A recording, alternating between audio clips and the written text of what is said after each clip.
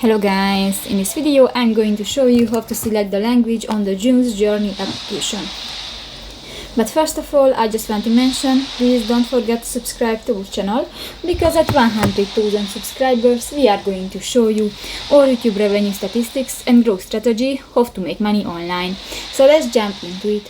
First of all, open the application on your device. So that's the home screen. You can find my place and you can find different buttons at the home screen.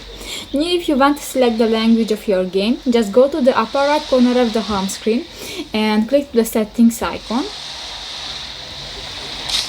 And in the basic settings section you can find the first button, the language. Click to the arrow and you can select different language and just click that, and if you okay that, just click the OK button, and that's it. So that's pretty much it for this video guys. See you in the next one. Bye bye.